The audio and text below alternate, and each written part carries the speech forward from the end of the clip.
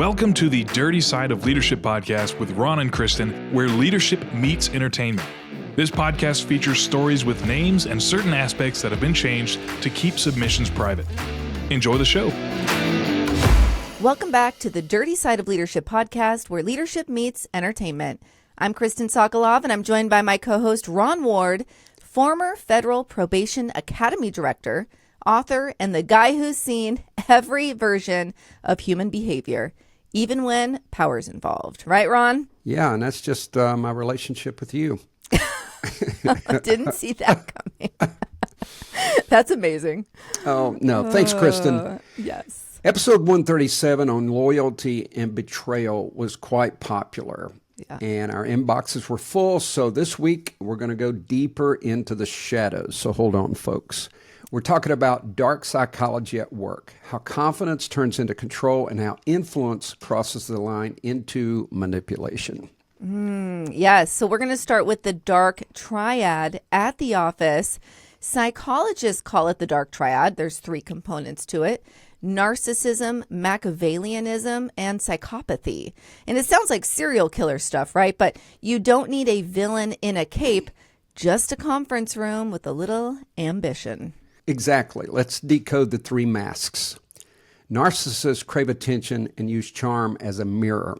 They reflect what you want to see. Machiavellians treat people like chess pieces. No emotion, just strategy. And then psychopaths stay cool under pressure because they're basically guilt-free. They don't feel it. Man, imagine living that way. Sometimes a wild ride. I don't admire serial killers, folks, but I do admire that. Yeah, feeling guilty all the time. Yeah, not being the best parent or the best, XYZ. Right. List them out.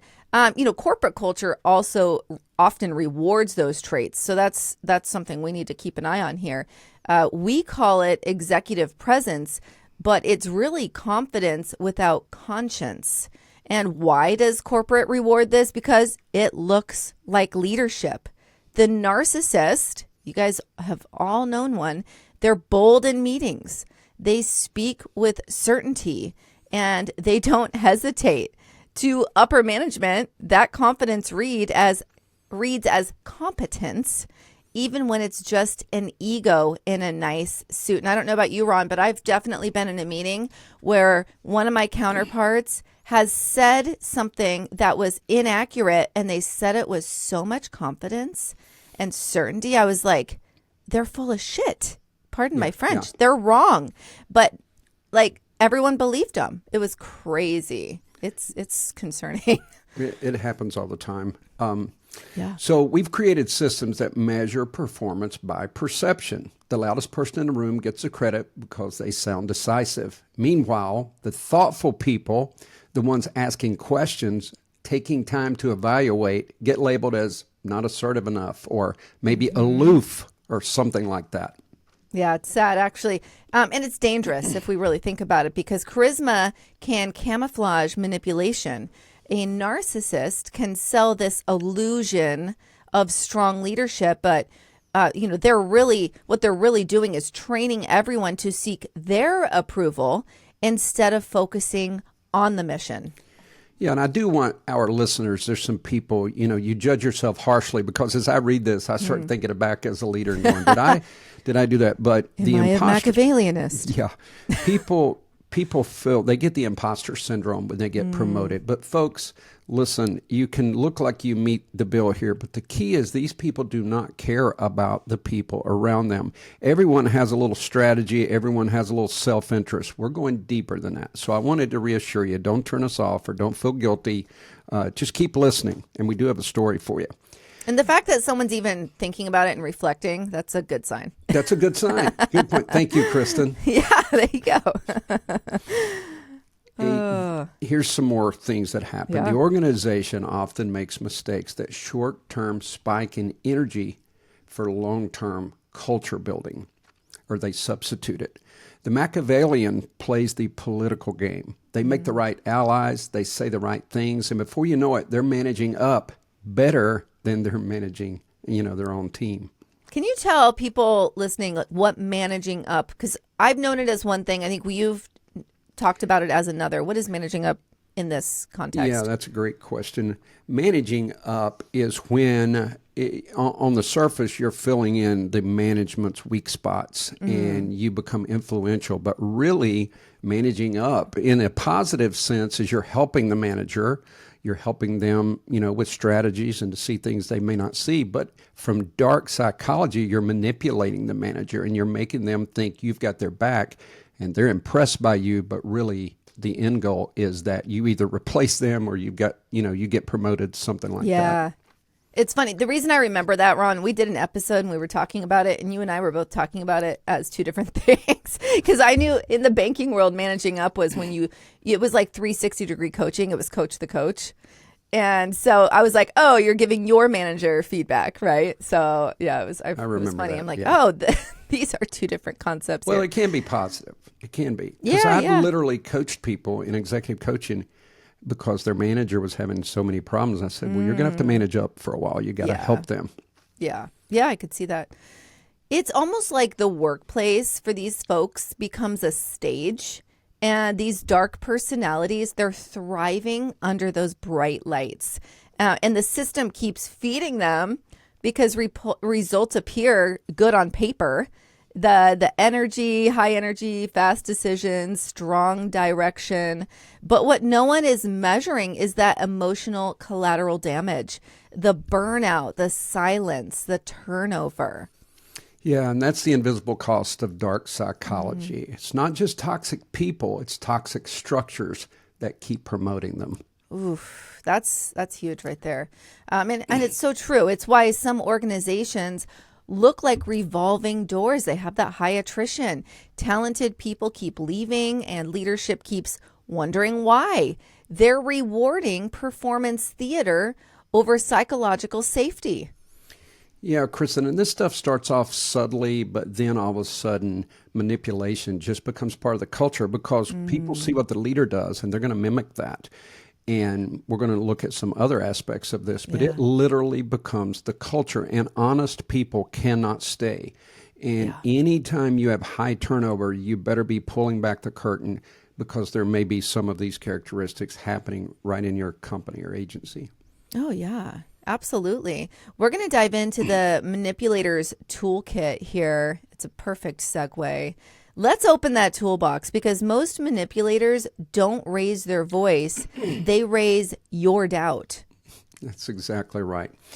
Let's look at their favorite gear. Number one, we hear this one a lot now, gaslighting. They will make you feel ignorant for bringing up a legitimate point or make you feel guilty. They might say, no, your memory's off. They rewrite history. And you told me about a gaslighting experience you had. Yeah, and it's been over 20 years because this is somebody I was dating.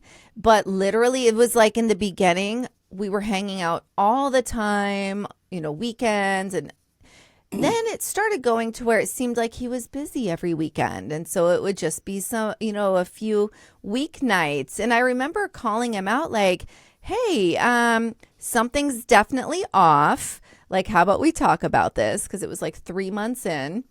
And he tried to make me seem like or feel like I was crazy and not recalling things. I actually remember one time I was on the phone with him and I said to my roommate, I was like, he's crazy. Like that. And he goes, what did you say? So anyways, long story short, I didn't know at the time that was gaslighting. He was dating somebody else. They're literally married right now. They've been married over 20 years. But he was dating this other gal while he was dating me. And he was trying to make me feel crazy for sensing that he was not as available. And so, again, I didn't know what gaslighting was. This is a long time ago. And that's exactly what he was doing to me.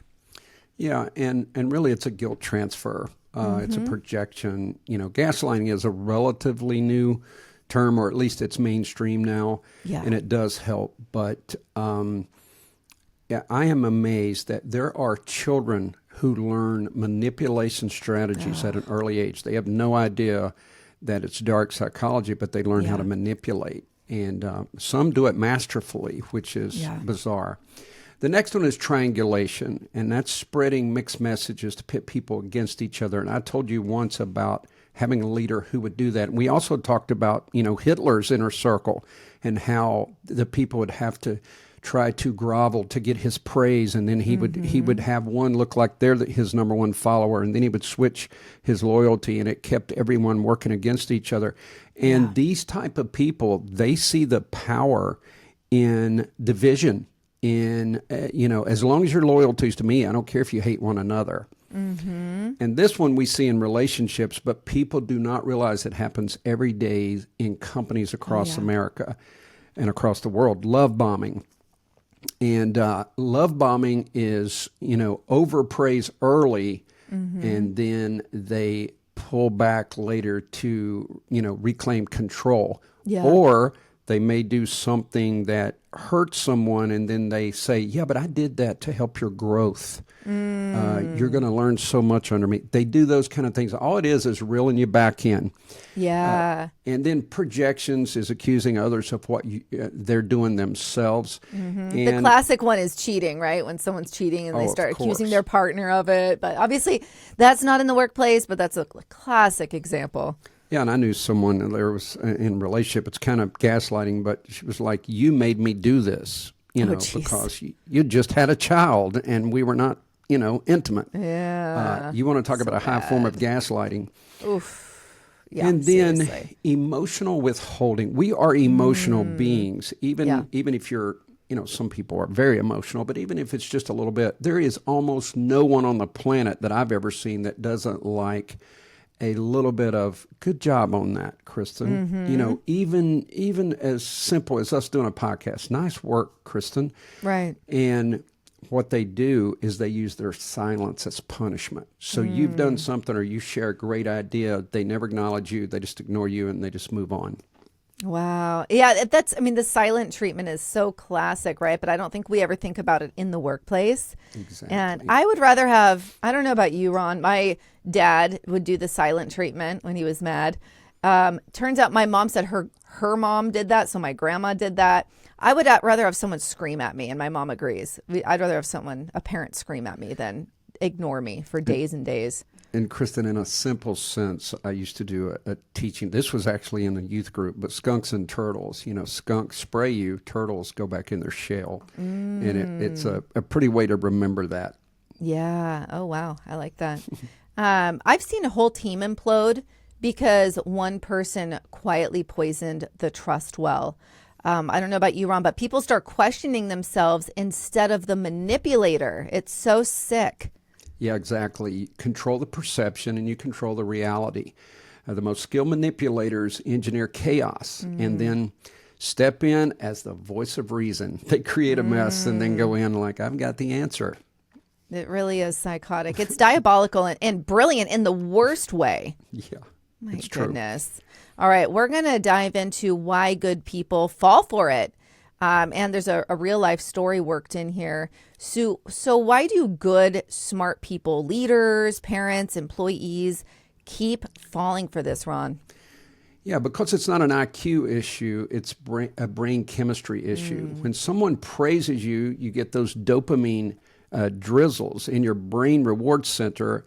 When that praise is suddenly withdrawn, cortisol spikes. You choose approval just to feel normal again. So it's just like, you remember the old saying, you can feed someone, give them a fish, feed them for a day, teach them to fish. It's the same thing. You start to give the compliments. They love you. They're getting the dopamine rush, the reward center of the brain's being fulfilled, and then boom, you withdraw it. And then people start to get more and more desperate. And that's intermittent reinforcement. Wow. Yeah, it's the same psychology, by the way, that casinos use. They get you winning, and you're getting dopamine, you're getting that euphoria, you're getting endorphins, and all of a sudden you start losing, and you're like, oh, God, I'm just around the corner. One more hand. Yeah, I know. It's wild. I think I start thinking about how many different businesses use that, right? Okay, so a manipulator literally hijacks your reward system. And let me share a true-to-life case. Lisa, a marketing manager, was fast-tracked by a new director who seemed like a dream mentor. daily praise, public shout outs like emails, right? The whole deal. Then the same, subtle cuts. You're too emotional. Maybe you're not ready for the next level. She started working late, right? So we're going back. Lisa starts working late and second guessing everything. HR eventually found that the manager, who was a male, had done this to others, keeping people loyal by keeping them off balance. Yikes. Yeah, in that story, that manager ultimately got, terminated. And we think, oh, that's great. That's a great outcome. That went on for years. And there were so many victims, so much carnage. Yeah. And there's a section in my book that I literally saw this in action. So if anyone ever reads my book, there's a story called Working for an Idiot, and I got a lot of controversy naming it that because I should have probably said Working for a Narcissist, but I wanted it to be really strong. And relatable. I think it's great. Absolutely. But it's all of the dark psychology that you see. He weaponized his position for sure. So,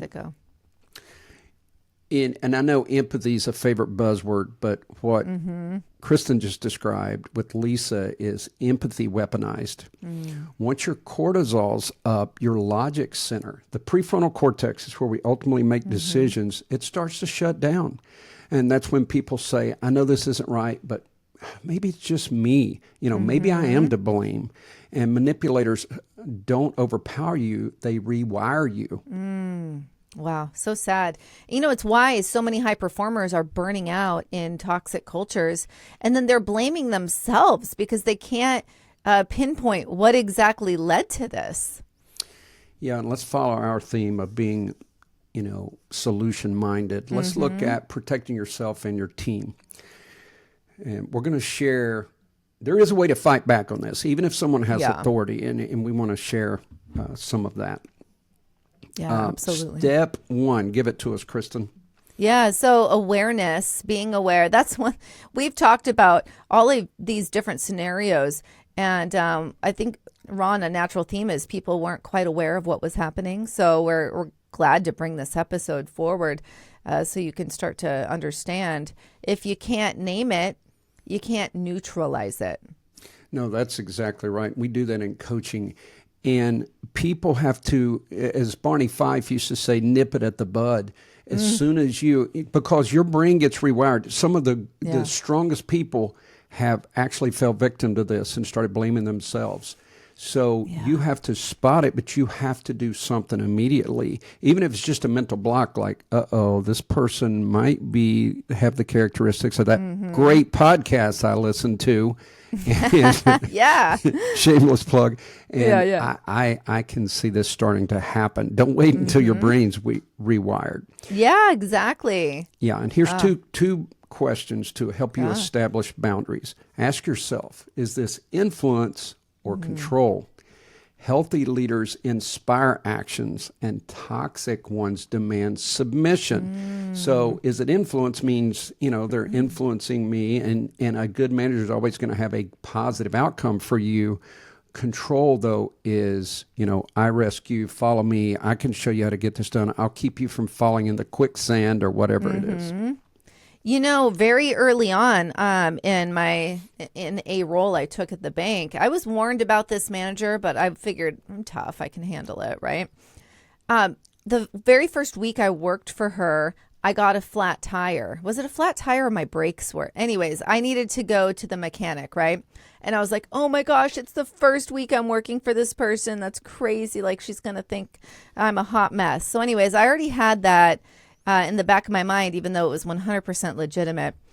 So that happens. I get it taken care of. The following week, there was a vendor in, and they were giving out like some free merch. And it was one of those things, those little chirp things that you put on your keys, and then you can just chirp it if you can't find your car keys. She was like, Kristin, do you want this? One of the vendors just gave it to us. I figured you're the kind of person that could benefit from something like this.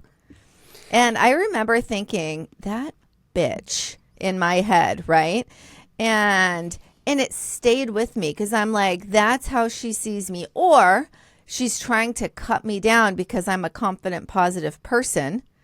And she wants to own me, control me, which is what I had been warned about, right? What are your thoughts on that, Ron? Well, it's dark psychology at work. But as a quick side note, I need a chirper for my remote control if you haven't gotten my Christmas gift yet. Nice. I got a new remote, and it's a little thin in there. I keep losing it in the Oh, couch is it? Yeah, the Amazon Fire Stick. No, but it's similar. Those get lost. Oh, my gosh. So this happened to me, Kristin, when the same boss that I wrote about in my book, there were 16 total career people left that position. These are state positions that you don't leave because it has early retirement. The turnover was drastic. So fortunately for me, within 6 months of his getting promoted, I got hired by the feds. And Kristin, I was so scared during the background because I thought he would sabotage me. Oh, yeah. And because the background is extensive, and of course they talk to your current employer. So here's what he did, though. He knew there was a high turnover. He was starting to get calls, I guess, from the headquarters. So literally, they took me to lunch. It's supposed to be a celebratory lunch. And he stands up and says, as long as the feds keep paying more than the state, we're going to continue to lose good people like Ron. He's going to make, and he called off my salary.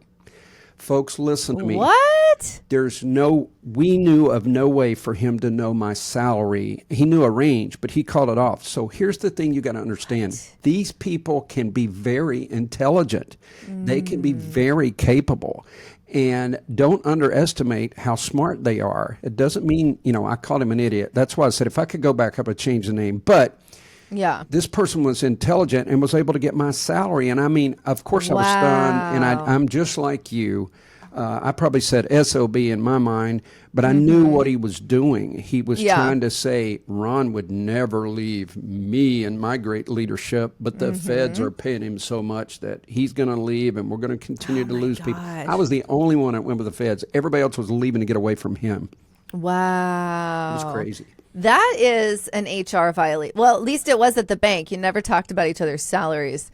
But that's insane, Ron. That one makes you really think. Who was he in bed with to where he could get your salary? I am not sure on that. To this day, I'm not sure. Because don't get me wrong, they give you a range. He could look up a range. Yeah. But I'm just not sure. That's why crazy. I said don't underestimate these people. Yeah, seriously. And excuse me, as leaders, we need to be documenting patterns. We talked about that early on, that HR finally fired that one guy with the scenario that we had gone over. They fired him because they found a pattern. So you need to document patterns. One incident might be a misunderstanding, but a pattern is manipulation. And I used to listen to Nancy Grace all the time, and she always said, if you want to know about a horse, look at his track record. And it's that simple. Well, it is and it isn't. Yeah, I was going to say, I don't know if it's simple, but yes, you've got to go down to the track. You know what I'm saying? Yeah. You can't be at the stands. You might misunderstand it. But anyway, we've said this many times, but it's so important for leaders to provide psychological safety, because you may have a person who uses dark psychology on their team. They might be manipulative or gaslighting. And the only way for you to know is you got to create a safe space where people can talk. You also got to ask the right questions. And it's okay to say, why did you do that? And you can do it when we talk about managing up. The why is important. You do it respectfully, but you say, I'd like to respectfully ask, why did we do this? Because, previously we did it this other way.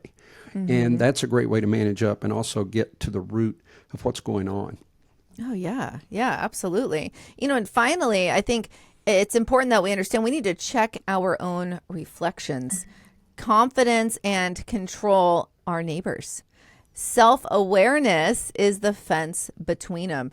And, that's something. In our early episodes, I talked about self-awareness and how rare it is in the workplace. It's concerning, but it's quite rare to have someone who's actually self-aware. Those folks can coach themselves, right?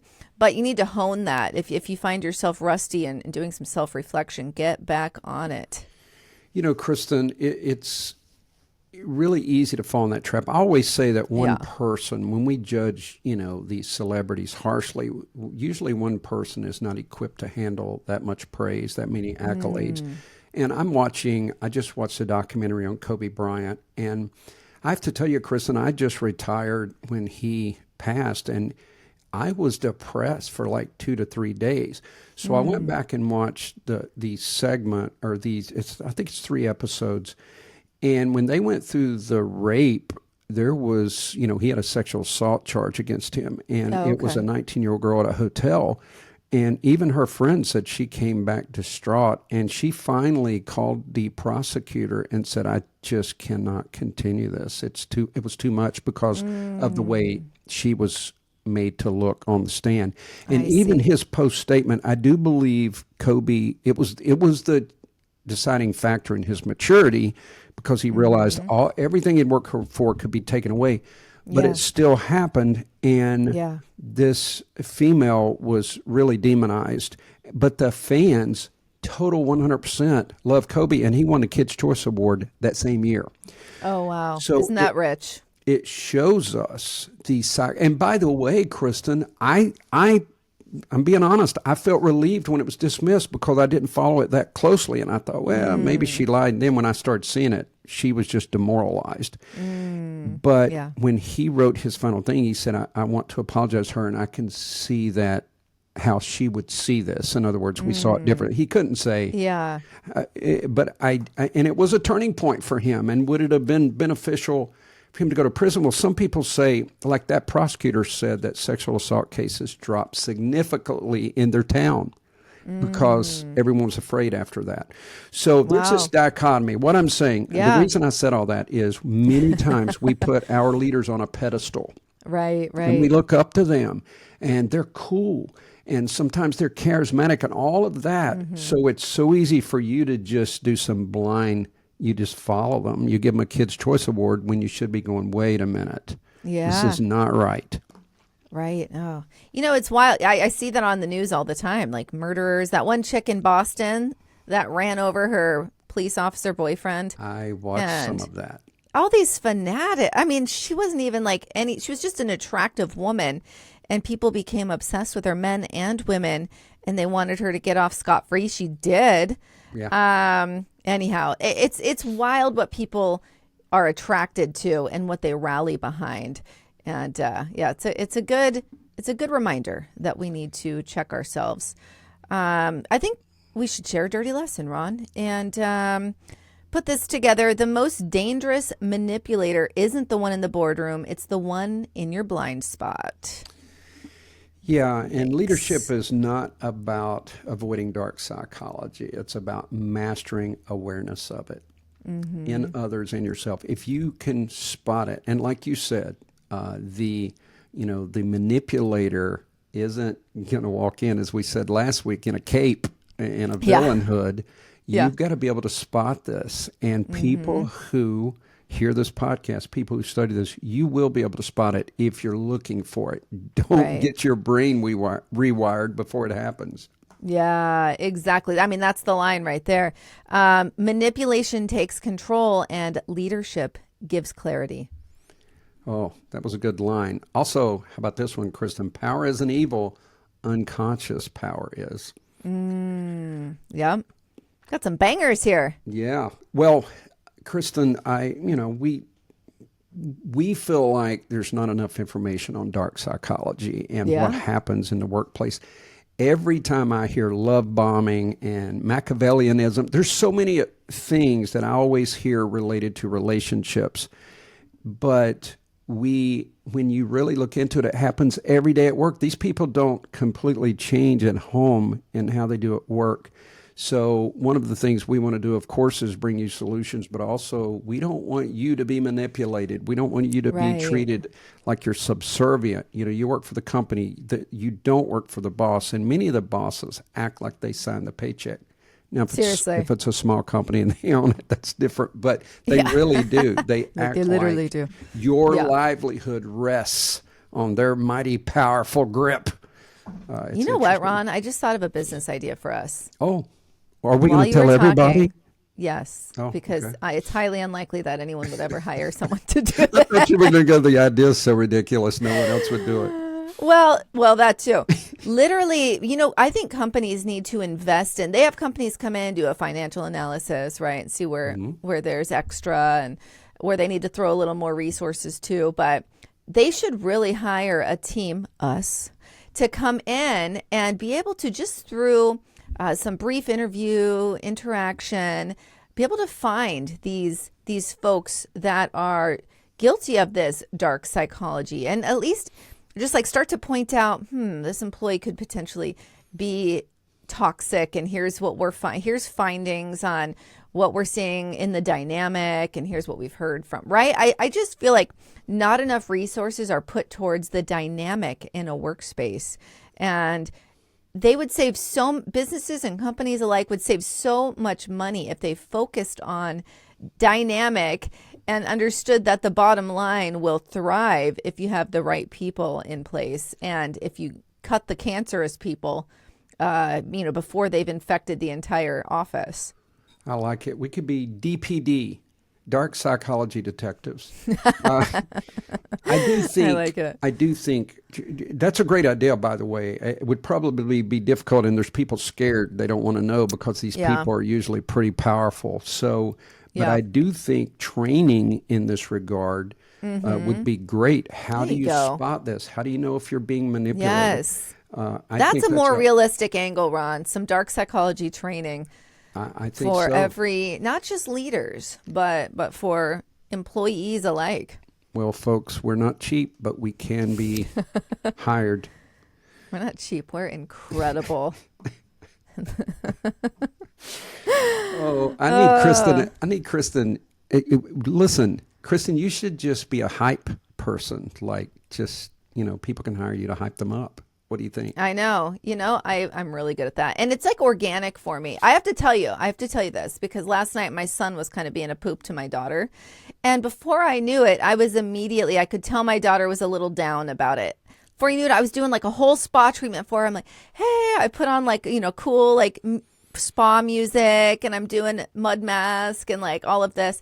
It completely took her out of like the work. She was kind of slipping into feeling a little crappy about how her brother had been treating her. And it was like, I told my husband, like, oh my gosh, do you see what I just did? I like went into action, right? It's like, let's make her feel great about herself before this negativity even touches her, right? And I do have that because you're a great leader, Kristin. You do have that instinct. That's part of what leadership is, being intuitive, having the instincts to do it. Appreciate it. All right. Kristin, how could people, by the way, folks, we can't discuss it now, but we are on the verge of some really big things with the podcast. We are so grateful for those of you that listen faithfully. And Kristin, I've had several people tell me that they listened to that last episode that we did. Yes.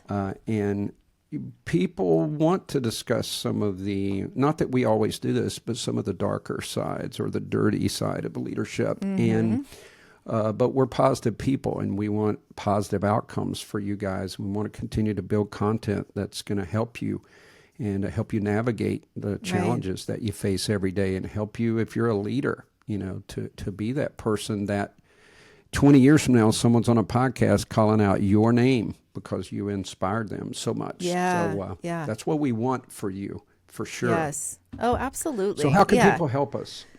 We have seen, and thank you from last week, we've seen numerous more reviews when folks go in and review the podcast. That helps us greatly. And so if you could review anywhere you get your podcast, Apple, Spotify, wherever it is. Also, share us out. That would be awesome. You can even put it in your Instagram stories. You don't have to put it on your main page. You can share us out in your Facebook stories, and that's where it's just there for 24 hours. That is super helpful. And it's not a full commitment of putting it on your main page for you guys that understand social media.